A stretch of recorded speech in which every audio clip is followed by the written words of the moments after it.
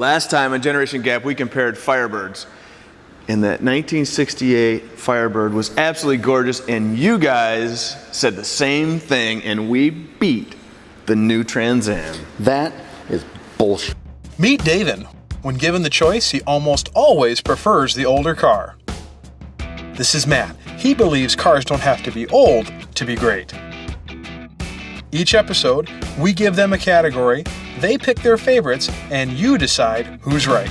Today is our final day at the Lingenfelter Collection. Unfortunately, man. And this has been the greatest amusement park I've ever been to. We've got our souvenirs. Yes, multiple souvenirs. We've even sold it to the rest of the people behind the camera that have enjoyed the stay. Thankfully, the camera's on automatic because we don't know where they went. They started and left. But in all seriousness, Ken Lingenfelter is involved in a lot of fantastic charities. Please go to the link below for the Ronald McDonald House and go check it out. So today, I finally got the car that I've wanted for the longest time so we can do a Muscle Cars episode. I like the black, that is nice. I brought a GNX. I saw that. It's only 245 horse, or so they say. I think you got a mountain to climb today. Okay, well, I just brought this 1969 Chevelle Malibu. Chevelle, okay. That's it. Why not something? It's I red. expected to see a Yenko badge on the front. Nah, it's red, nice white stripe, white vinyl top. So, you've got the SS wheels. Yeah, But it's not an SS. It's not, necessarily. Why won't you tell me about this Malibu? It's just a Malibu. It's There's just no a way 1969 Malibu.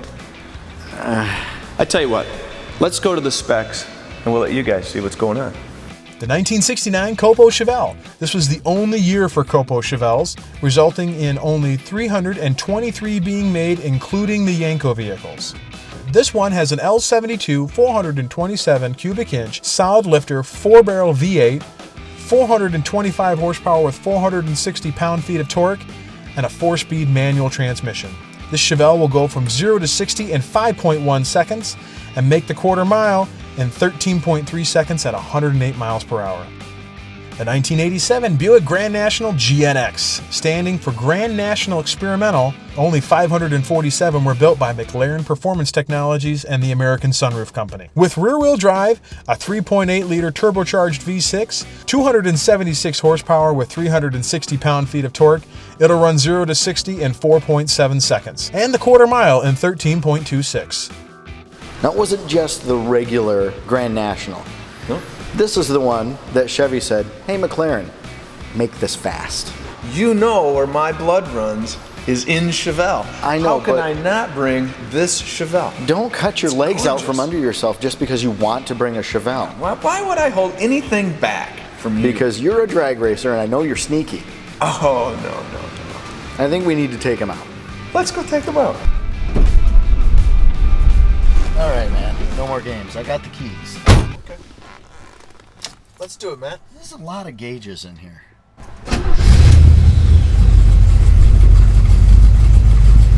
What do you think about that? I'm thinking maybe the gig's up on my side. Wait till he sees this.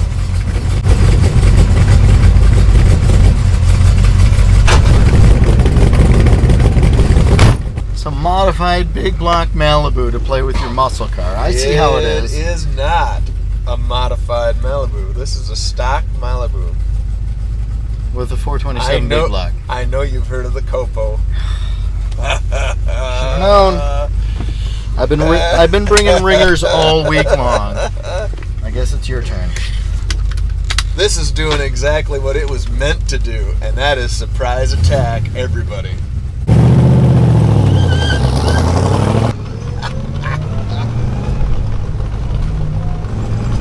Holy shit.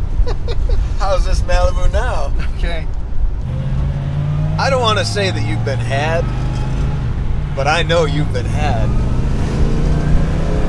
Holy crap. Okay. Alright, man. Well, let's see what this thing will do then. Let's see. Not quite as loud as the COPO. It's not quite as loud as a COPO, but it's got a nice sound. Let's see. I think you should put it in drive and see how it is. What do I do with my other foot here? Just rest it? You want my opinion or you want where it actually should go? I don't know how Buick got away. This thing had to have been faster than the Corvette in '87. In 87? This had to have been like twice as fast as a Corvette. I wonder how they did get away with that. Besides the fact that it was actually constructed by McLaren, motor-wise. Maybe that's how they got around it. That's a nice mild mannered for them. I think you need to get on it just a little before you say something like mild mannered. There was 323 of these produced. 99 of them were ordered strictly by Don Yenko. Hence the Yenko Chevelles. Makes sense. So these are, if you will, Yenko Chevelles minus the Yenko stickers. 420 horse out of 427 cubic inches. Torque, you ask? 460 foot-pounds of torque. Now, granted, these are both advertised numbers, and we know how GM like to advertise their numbers a little on the conservative side. You know, I do actually want you to put your pedal down. Do you think I'm playing with you a little bit by not driving this hard? I think you are. There it is. Holy crap. The Malibu came with drums all the way around. You couldn't have done drums on this. GM did not allow you to purchase this. The package did not allow you to purchase it without disc brakes. Because that would have been absolute suicide. Oh, quite dangerous as honestly. hell. The suspension finds itself quickly and says, okay, hold it. Now we need to go straight. And this is no dog, even during turbo lag. No, not at all. It's only 245 horse, though. Only? It's 360 foot-pounds of torque, but, you know. There it goes. Oh, my home. What was that? That was a lack of traction from a lot of power. Yes, there was. And it's got some good exhaust note in here. It does, but you can cruise your way through, and it's nice and quiet. All right. But then you get on it, it's nice and sideways. Of all of the old cars you've brought me, I like this one the most.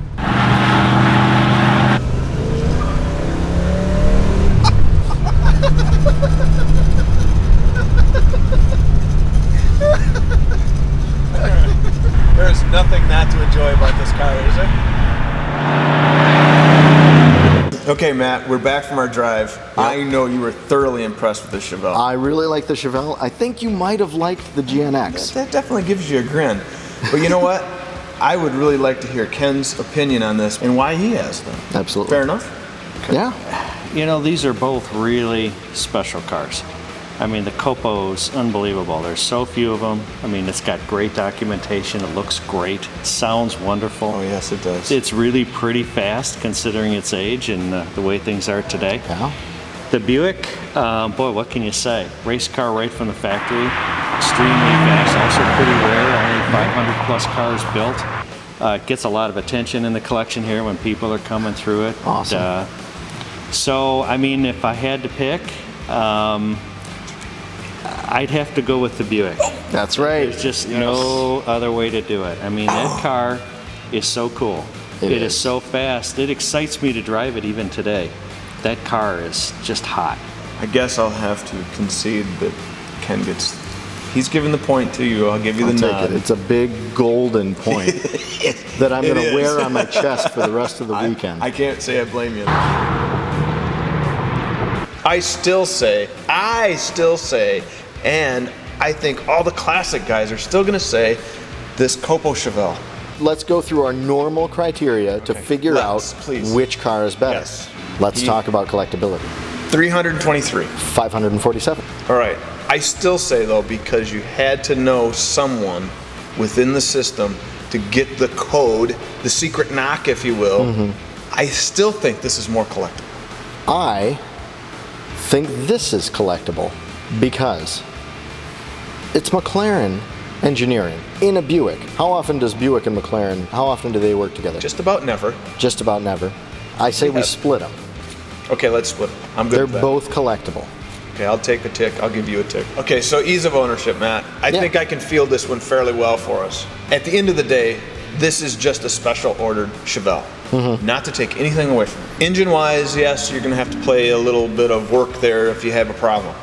So I think the ease of ownership is very good here. Ease of ownership is good there. Ease of ownership is good here. I think I agree with you, because this is just a Buick Regal. It with is a couple little doodads. things. In worst case, if you happen to have a little issue with that Garrett turbo, Garrett's still making them. other than maybe the rear axle in this, because it's pretty tricky. That rear suspension's probably the trickiest part, but at the same time, there's a lot of those cams laying around, huh? So let's say split here those again. two. Okay. Okay. All right. I've looked at it. This looks like a regular Chevelle. But it's undeniably striking. Subdued relative to an SS, but that was the point. The point was to be sneaky. You can't deny the classic Chevelle look is good, but you also can't deny that this is the meanest car to run the streets in 1987. In 1987, that definitely was a very mean car. It's mean today. And the fact that they understood to only let it out in black helps from a Darth Vader standpoint. Absolutely. So where do you think? I'm willing to split it with you. I got Ken's point after all. All right, muscle car passion. I was grinning the entire time I was in that car. There was some giggling here too. Absolutely, there was, because when that turbo kicks in, it's there. But from an owner standpoint, you roll into the everyday Chevelle show, let's say, and you're like, but I have the COPO Chevelle, right? And it's the same thing with this. That's true. You roll in to the Grand National, or if there's a Regal show somewhere, this is the star. This is the Grand National to end Grand Nationals. Last year the thing, most performance, just a mean machine. And Buick guys are diehard guys, I'll tell you that. Absolutely. So, We'll split them again. all right, we'll split them again. When we come into the room today, Okay. and you looked at my mediocre, mild Malibu, right? Yeah. And you're like, that's as impressive as 2 dimes and a quarter laying on the floor, That's right. right? Right. And you were pretty confident that this was a 100% walk away in performance. Up until it turned over. From a seat of the pants, which one of these two cars throws you hard into the seat? Which one throws you the hardest into the seat? I was about to say both of them, but this pulled in every single gear, Right. all the way through. I think from a performance standpoint, from the driver feel, this one leaves you giggling like a little girl and kind of scared all at the same time. I think this one is the higher performer. Okay, you can have both points in performance, but this is still cooler. Even though I win, the Chevelle wins in our point system, Yeah. for some reason I just feel deflated and beaten. Although That's I still win. oh, that's only because Yeah. Ken picked my car. But we still pick the Chevelle. Yeah, at the end of the- Undeniably the Chevelle. But Ken sided with me with my original pick, the muscle car I've been waiting to find just to have a muscle cars episode. Well, yeah, because it was slim pickings in the 80s for You're muscle absolutely cars. right. But there's one fantastic pick of the litter. Let's let the viewers click on the link, like always. Yeah. Vote for their choice. Yep. Not a biased decision based on what Ken thinks, but what you like. Or what Ken thinks.